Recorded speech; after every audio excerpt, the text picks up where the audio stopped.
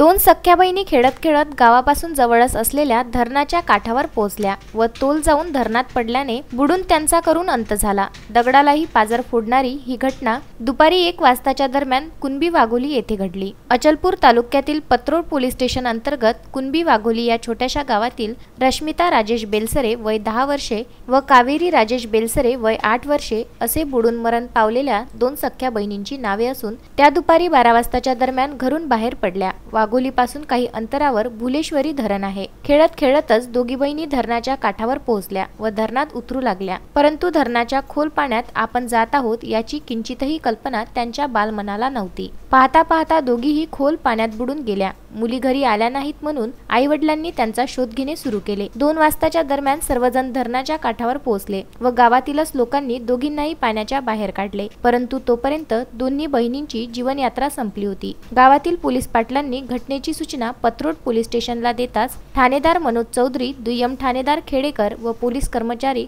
घटनास्थळी पोहोचले। दोन्ही मुलींचे मृतदेह ताब्यात घेऊन उत्तरीय तपासणीकरिता पाठविण्यात आले आहे। रश्मिता व कावेरी या दोघीही गोंड वाघोली येथील जिल्हा परिषद शाळेत हुशार विद्यार्थिनी म्हणून प्रसिद्ध होत्या। त्यांच्या अशा करुण अंताने संपूर्ण कुणबी वाघोली गावात हळहळ व्यक्त करण्यात येत असून बेलसरे कुटुंबांवर तर दुःखाचा डोंगरच कोसळला आहे।